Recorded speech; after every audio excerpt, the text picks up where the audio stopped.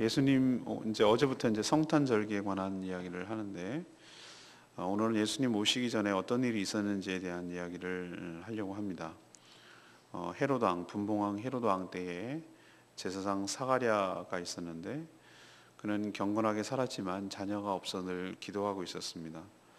그가 마침 반열 차례대로, 그러니까 그 순서가 제사장 순서가 정해진 대로 그 성전에서 집례하고 봉사할 때가 와서 또 제위를 뽑아 또 그가 들어갔을 때, 성소 안으로 들어갔을 때 그 안에서 천사를 통해서 아들을 낳을 것인데 세례 요한이죠.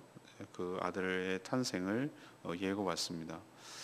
이 아들 세례 요한은 모태로부터 성령 충만하여 이스라엘 자손들을 하나님께로 돌아오게 할 인물이라고 그렇게 말을 듣습니다. 하지만 이 사가랴는 이 천사의 말을 믿지 못했습니다.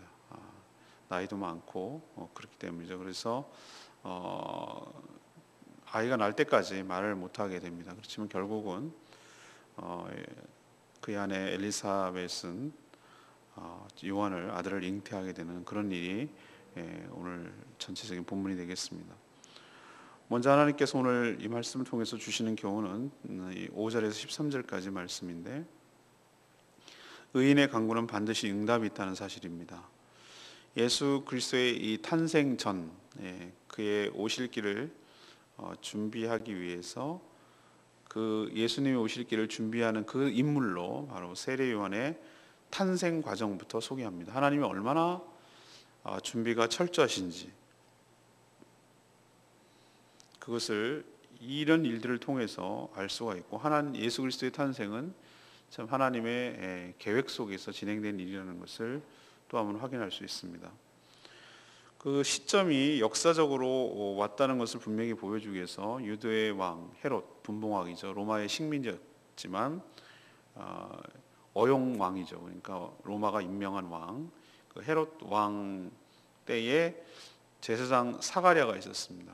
그 사람이 아론 자손 사가랴고 그의 아내는 아론 자손이고 이름은 엘리사벳이다. 이렇게 뚜렷하게 다 밝히는, 시대와 인물을 밝히는 이유는 신화나 전설같이 예수님 오시지 않고 그 역사적으로 이 땅에 오셨다라는 것을 분명히 보여주기 위해서 이런 얘기를 하시는 겁니다. 근데 그 부부가 6절에 보니까 하나님 앞에 의인이었다. 경건하게 살아가는, 모든 계명과 규례대로 흠이 없이 살아가는 그런 의인이었다. 이렇게 소개를 하고 있습니다. 참 이런 말하기가 참 어려운데 누가 감히 의인이라 할 수 있겠어요. 하지만 그에게도, 그 가정에도 어려움이 있는데 자녀가 없는 거예요. 더구나 이제 나이가 많아가지고 또 희망까지 없는 거예요. 희망까지 적은 것이죠. 우리도 보면은 하나님 앞에서 경건하게 사는 자들이라 하더라도 모든 게 다 인간적으로 보기에 잘 되느냐? 그건 아니에요. 삶에 보면은 이런저런 한 가지 두 가지, 또 어쩌면 우리가 모르는 여러 가지 삶의 어려움들이 있을 수 있구나. 이것을 우리가 알 수 있죠. 하지만 그들은 믿음을 저버리지 않고 인내하면서 기도하고 있었습니다. 그 이제 하나님의 때가 다가오기 시작하는 것이죠. 오늘 8절에 보면 마침이라고 표현하고 있는데 왜 하필이면 마침이라고 표현했겠어요? 이제 때가 된 것이라는 것을 보여주기 위해서 그 마침이죠. 우리 인생도 마침내가 그게 언제가 될지 모르지만 반드시 하나님의 정한 때가, 그 시기가 마침이라는 형태로 우리에게 다가오게 될 줄로 믿습니다. 이런 믿음이 있는 것이죠. 우리도 사가랴가 이제 아비야 반열 차례가 돼서 이게 계속 하면은 제사장 직무가 너무 힘들고 또 일상생활을 못하니까 성전에서 살고 그래야 되니까 이 순서, 우리로 치면 조를 짜가지고 이렇게 했던 것으로 보여요. 그래서 아비야 그 반열이기 때문에, 라인이기 때문에 그 차례가 돼서 그 조가 돼서 들어갔어요. 제사장 직무를 하는데 그 중에서 또 그 제비를 뽑아요. 제비를 뽑는다는 얘기는 제비 뽑기를 해서 그 성소 안까지 들어가가지고 하나님 앞에 분향하는 이런 일들을 감당하는 것인데, 이것도 우리가 보면은 우연이라고 말하지만 이것도 하나님의 손 안에서 이루어지는 섭리라고 할 수 있는 것이죠. 제비를 뽑았는데 사가랴가 된 거예요. 이것조차도 하나님의, 왜? 하나님께서 그 성소 안에서 천사를 통해서 말해야 되기 때문에. 그래서 마침내 아비야 베냐를 따라 제사장 직무를 수행하게 됐고, 마침내 제비를 뽑아서 성소 안까지 들어갔어. 이런 놀라운 역사, 은혜를 경험하게 된 것이죠. 그래서 그 안에 분향할 때에 하나님이 보낸, 아마 가브리엘 천사겠죠. 하나님이 보낸 천사를 만납니다. 드디어 하나님의 때가 된 것이죠. 그리고 뭐라고 얘기하냐면은 천사가 너의 기도가 13절 그런 얘기를 하죠. 너의 간구함이 들리인지라. 뭘 간구했겠어요? 이 과정에서 하나님 저희들에게도 귀한 자녀를 주십시오. 뭐 이런 얘기 계속 기도하지 않았겠어요? 그 기도가 나이도 많고 그래서 포기할 법도 했는데 응답되었다고 전해 듣는 거예요.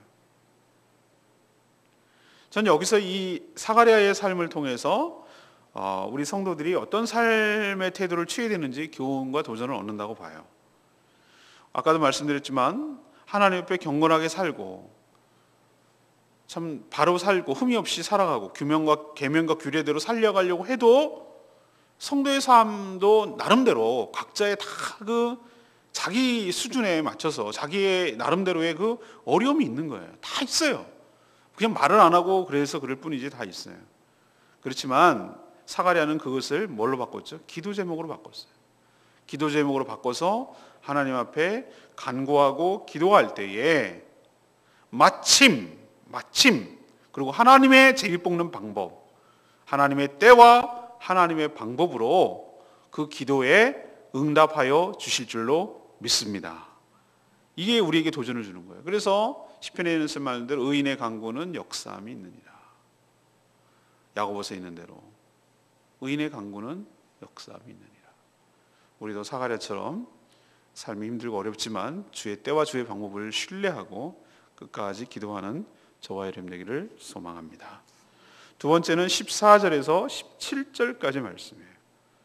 성령 충만함을 받아 주신 사명을 감당해야 한다라는 것을 가르쳐 줍니다. 제사장 사가랴가 천사를 통해 들은 말은 사실 너무 놀라운 사실이었습니다. 일단 이렇게 늙고 나이 많은 자신들에게 아들이 생긴다는 것, 그것도 자녀가 아니라 아들이라고 딱 명시했거든요. 아들이 생긴다는 것도 굉장히 놀라운 일이잖아요. 이것도 굉장한 축복이고 은혜거든요. 그런데 그 아이가 보통 아이가 아니라는 거예요. 그 아이가 바로 나실인이란 그 하나님이 특별히 택해서 준비된 주의 종들을 말하는데, 예를 들면 삼손이나 뭐 이런 옛날에 보면은 그 특별하게 하나님께서 택해서 구별하여 그렇게 살아가는 자들을 나실인이라고 그랬는데, 그런 삶을 살아야 할 특별한 존재라고 통보를 받습니다. 모태로부터 성령의 충만함을 받고, 모태부터 뱃속에 있을 때부터, 또 일생 동안 오늘 보면은 주 앞에서 큰 자가 돼 15절에 그런 얘기하죠. 그의 태어남이 너도 기쁘고 나도 기쁘고 모든 사람이 기뻐할 거라고 그랬어요. 기쁨이 될 거라는 거예요.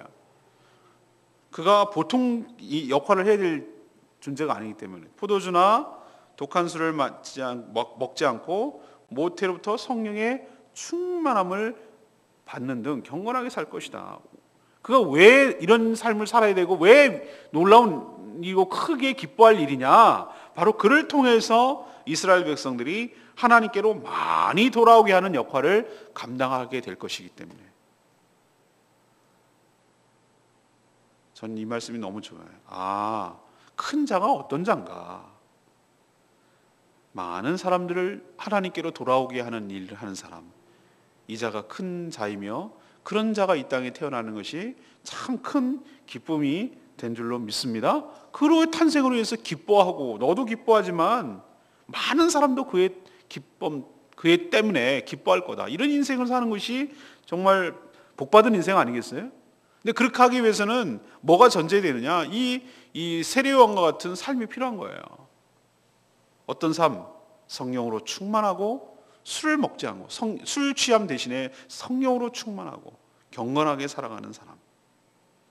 그런 사람이 필요합니다. 또 이 세례요한은 뭐라고 천사로부터 들었냐면 엘리야 선지자의 심령, 능력, 이게 대단한 거거든요. 구약을 대표하는 선지자가 있다면 엘리야를 치거든요.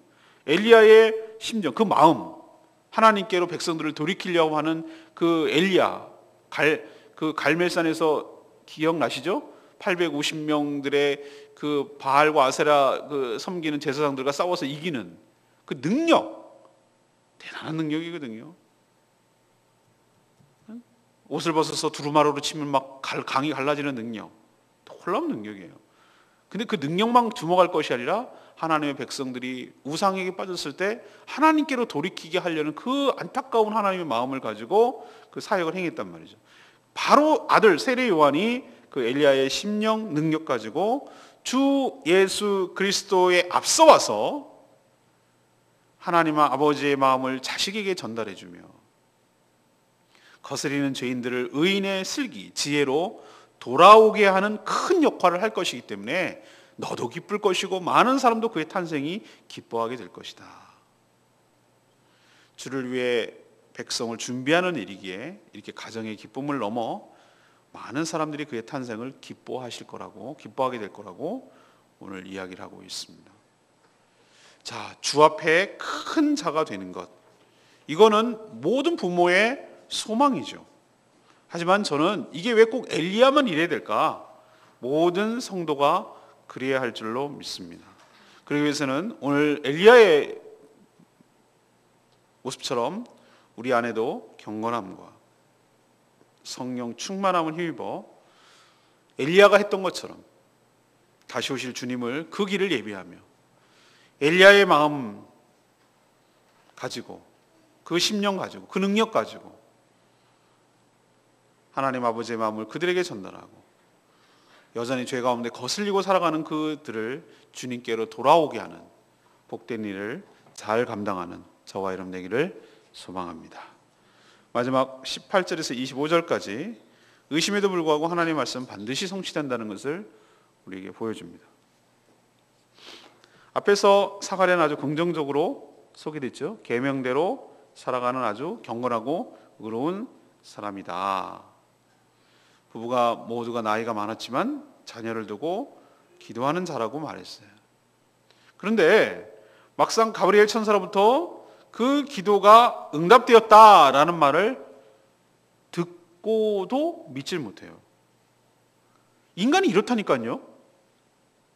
막상 자기가 계속 간구하고 기도했는데도 그것이 딱 되면 어안이 벙벙하고 이게 뭐가 뭔지를 모르는 거예요. 하나님의 응답이라는 것이 직감적으로 오질 않은 거예요. 왜 그러냐? 인간적인 생각이 더 앞서고 인간적인 판단이 더 앞서거든요. 이렇게 먼저 현실적으로 생각하는 거예요. 아니 어떻게 이게 가능하겠어? 여전히 자신과 아내가 나이가 많아서 이게 불가능한 일이지 이게 가능하겠어? 이렇게 생각하는 경향이 강한 거예요. 이처럼 우리도 이런 사가랴의 모습을 보일 때가 많아요. 기도는 하죠. 우리 기도 안 하나요? 기도합니다. 하는데 저부터도 가끔 그래요. 그냥 하니까 하는 거예요. 어떨 때는 그런 마음을 있을 때도 있어요. 솔직히. 기도만 할 뿐 하나님께서 들으시고 응답하시라는 생각을 하지 않는 성도가 의외로 많아요. 들어주시면 좋고 안 해주셔도 할 수 없고 그런데 기도하고 뭐 이런 수준에서 머물러 있는 것이 많아요. 그래서 가브리엘은 그 사가랴의 의심을 보고 조치를 내렸어요. 이렇게 불신이 있는 상태에서 아기가 잉태되고 태어나는 것이 불신의 말을 내뱉을 수 있기도 하고 오히려 덕이 안 될 수도 있기 때문에 가브리엘은 그의 의심하는 모습을 보고 일종의 징계죠. 그 부부에게 아들이 태어날 거라시는 하나님의 응답이 성취될 때까지 말을 못하게 되는 그런 통보를 받습니다. 아, 그렇구나. 하나님께서 우리도 불신하고 하게 되면은 그것이 이루어질 때까지 하나님께서 입을 다물게 하는 게 나을 수도 있겠구나. 이런 생각을 하는 거죠. 은혜가 안 되니까, 덕이 안 되니까. 믿음 없음에 대한 일종의 징계죠. 그렇다고 해서 오늘 드리고 싶은 말은 그거예요. 그렇다고 해서 하나님의 뜻이 철회되거나 무산되는 건 아니죠. 그거 보여지죠. 우리들의 연약함과 우리들의 불신에도 불구하고, 의심에도 불구하고 하나님의 뜻은 때가 되면 반드시 응답될 줄로 믿습니다. 이렇기 때문에 우리가 하나님을 신뢰하고 우리가 의지하는 거예요. 만약에 우리의 믿음의 수준이나 우리의 어느 신앙 정도나 이런 것 가지고 하나님이 기도 응답 여부를 결정하신다? 이렇게 되면은 우리는 기도 응답 받지 못하는 게 훨씬 많을 거예요. 그러나 그럼에도 불구하고 우리의 연약함과 우리의 부족함에도 불구하고 하나님의 거룩하고 계획하고 선하신 뜻이 우리의 연약함, 부족함, 이렇게 의심 많은 존재임에도 불구하고 하나님의 뜻은 철회되거나 무산되지 않고 반드시 하나님이 계획하신 것이 우리 가운데 역사하시고 응답되시고 나타나게 될 줄로 믿습니다.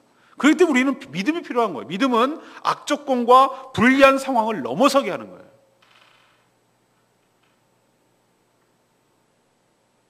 성경을 쭉 보면은 항상 믿음의 사람들이 승리한 걸 볼 수 있었어요. 근데 하나님이 그의 믿음 없음을 책망하긴 하지만 그 믿음 없음 때문에 없던 걸로 하자 이렇게 하지는 않으세요. 반드시 그에게 응답하시고 성취하시는 하나님이신 것을 믿기를 바랍니다. 저는 오늘 레마의 말씀이 마지막 25절 말씀이었어요. 주께서 나를 돌보시는 날에 사람들 앞에서 내 부끄러움을 없게 하시려고 이렇게 행하심이라. 신학대학원 입학시험에 나오면 뭐라고 쓰시겠어요? 이건 누가 말한 걸까요? 누구의 고백일까요? 1번 사가랴, 2번 마리아, 3번 엘리사벳, 4번 요한. 뭐라고 쓰셔야 돼요? 엘리사벳이라고 써야 돼요. 엘리사벳이에요. 엘리사벳이 직무가 끝났는데 아기를 가졌어요. 근데 왜 숨었는지 모르겠어요. 5달 동안 숨어 있었다고 그랬어요. 나타내지 않았다는 뜻이겠죠. 하도 남편이 벙어리가 되고 입 조심해야 되겠다고 생각하는데, 그렇지만 그는 고백했어요. 뭐라고 기도하고 고백했냐면은 주께서 나를 돌보시는 날에, 그때가 온 거라는 거예요. 사람들 앞에서 내 부끄러움을 없게 하시려고 이렇게 나에게 복을 내려주심인 줄로 믿습니다. 요즘도 그렇긴 하지만 이상하게 아기가 안 생기기 원하지 않는 집은 생기고 꼭 원하는 집은 안 생기고 희한해요. 보면은. 그렇죠? 예. 근데 아기 없는 집 고통 보면요, 불임 가정 보면은 다 그냥 자연스럽게 생기는 가정 그 고통을 모른다고 그래요. 근데 저도 몇 가정을 간접적으로 봤는데, 야, 그냥 정말 안타깝더라고요. 지켜보면은. 그거 진짜 스트레스가 이루 말할 수가 없어요. 그러니까 또 더 안 생기고 스트레스 받으니까. 그 보통이. 근데 옛날엔 더 했겠죠. 옛날에 그 유대 사회에서는 어떻게 했습니까? 아니 그냥 율법적으로 보면은 자녀가 없는 것은 하나님께 저주를 받아서 그렇다라는 식으로 그런 게 있었단 말이에요. 그러니 얼마나 괴롭고 얼마나 부끄럽고 어디 나가기도 그렇고 굉장히 핸디캡이고 그런 마음 드시죠? 엘리사벳이 어떻게 살았는지. 근데 하나님께서 오늘 얼마나 그게 한이 맺히고 얼마나 그게 속이 상했으면 이런 고백을 했겠어요. 주님이 나를 돌아봐 주시고 모든 사람들 앞에서 내 부끄러움과 내 수치를 없게 해주시려고 이런 놀라운 일을 저에게 행하시고 은혜와 은총과 자비를 베풀어 주심이니이다. 이렇게 자기가 세례 요한을 잉태하게 된 것을 이렇게 의미를 부여하고 있는 것을 볼 수 있어요. 사랑하는 여러분, 저는 이런 생각이 돼요. 이 말씀이 왜 엘리사벳에게만 해당되냐 이거죠. 엘리사벳에게. 우리도 우리 입술로 이런 고백을 하게 될 날이 오게 될 줄로 믿습니다. 믿음을 가지고 하나님 앞에 경건하게 살며 끝까지 포기하지 않고 하나님께 간구하고 기도할 때에 우리를 돌보시는 그날에 마침 제사장 아비야 반열 따라 들어가게 되고 마침 어떻게 뽑으려고 해도 뽑을 수가 없는데 제비뽑기를 해서 거기 들어가고 천사를 만나서 통보를 받고 도대체 나이 많아서 아기가 안 생기는 인간적으로 불가능한 일인데 하나님께서 아기가 생기도록 하고 그것도 아들이 생기게 하고 그 아들 생긴 것만 해도 감사한다. 이 아들을 통해서 정말 주님 오실 길을 예비하는 놀라운 역할을 감당하도록 하는 일이 나에게 생긴다면 이것이 얼마나 인생이 감격하고 얼마나 기쁘겠어요. 여러분 인생도 정말 사람들 앞에서 수치스럽고 부끄럽고 그렇게 살아왔던 모든 인생들을 하나님께서 돌보셔서 뒤집어 엎으시고 그 기도에 응답하시고 우리가 생각했던 것보다 훨씬 더 큰 은혜와 자비와 사랑을 우리 삶 가운데 부어주셔서 여러분의 수치와 여러분의 부끄러움과 여러분의 눈물을 주님께서 때가 되면 씻겨주시고 바꿔주시고 닦아주실 날이 오게 될 줄로 믿습니다. 이 믿음 때문에 우리가 살아가는 거예요. 오늘 제가 3가지 말씀드렸어요. 첫째는 뭐죠? 의인의 간구는 반드시 뭐가 된다? 응답된다. 사가랴와 엘리사벳 부부를 통해서 확인할 수가 있습니다. 두 번째는 우리도 세례요한처럼 어떻게 된다고요? 성령 충만함을 입을 때 우리에게 맡겨주신 사명을 잘 감당하게 될 줄로 믿습니다. 그 사명은 뭐냐?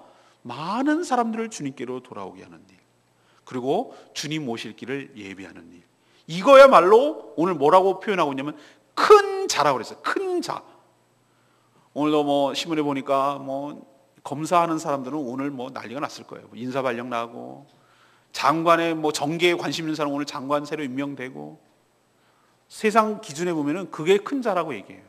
근데 하나님 눈에 보면은 누가 큰 자인가? 성경에는 누가 큰 자라고 말하는가? 많은 사람들을 하나님께로 돌아오게 하는 자가 큰 자인 줄로 믿습니다. 그럼 그런 일을, 그리고 주님의 오실 길을 예비하는 일이죠. 그리고 그러면 그런 일을 하기 위해서 어떻게 되는가? 술 취함 대신에 성령으로 충만해야 되는 거예요. 성령으로. 성령이 어떻게 충만합니까? 말씀과 기도죠. 말씀과 기도. 그 안에 순종함으로 그게 가능한 것이죠. 우리도 성령 충만함으로 주님 오실 길을 예비하는, 그리고 많은 사람들을 주님께로 돌아오게 하는 기쁜 일에 쓰임받게 되기를 원합니다. 세 번째는 뭡니까? 우리도 때로는 사가랴처럼 의심할 때가 있다니까요. 우리가 늘 믿음이 좋습니까? 철석같이 믿고 그렇게 삽니까? 아니요. 우리는 때로는 사가랴 보세요. 하나님 앞에 경건하게 살아가는 사람조차도 막상 그게 딱 응답이 되면은 의심을 한다니까요. 그래갖고 말 못하게 되잖아요. 벙어리가 되잖아요. 입 다물게 하잖아요. 그렇지만 그럼에도 불구하고 하나님은 포기하지 아니하시고 끝까지 그 우리의 연약함에도 불구하고 당신의 거룩한 뜻을 우리 삶 가운데 응답하시고 성취하게 되실 줄로 믿습니다. 그래서 우리의 부끄러움을 다 씻겨주시고 우리를 돌보시는 날이 반드시 올 줄로 믿습니다. 오늘 말씀 붙들고 기도하는 저와 여러분 되기를 소망합니다. 우리 찬양집 290장 부르고 기도하겠습니다.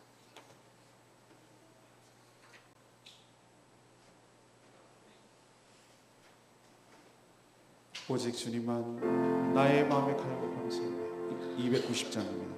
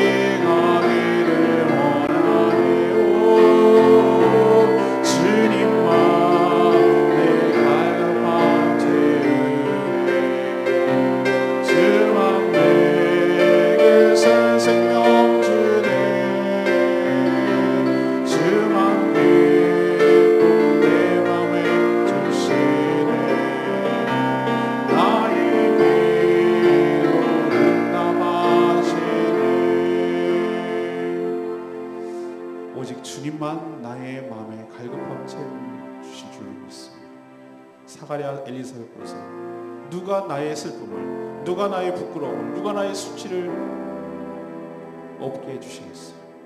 하나님뿐입니다. 그렇기 때문에 나의 마음에 갈급함을 지고 나에게 새 생명 주시고 내 마음에 기쁨을 주시는 그 하나님, 나의 기도를 응답하시는 그님 앞에, 그 주님 앞에 나아가 하나님을 간구하는 저와 여러분 되기를 소망합니다. 다 같이 주여 외치며 하나님께 나같이 하겠습니다. 주여 아버지, 주님만 내 갈급함 채우네, 주만 내게 새 생명 주네, 주만 기쁨 내 맘에 주시네, 나의 기도 응답하시네. 오직 주님만 나의 맘에 갈급함 채우네, 오직 주님만 나와 가까이 가기를 원하네, 주님만 내 갈급함 채우네, 주만 내게 새 생명 주네, 주만 기쁨 내 맘에 주시네, 나의 기도 응답하시네.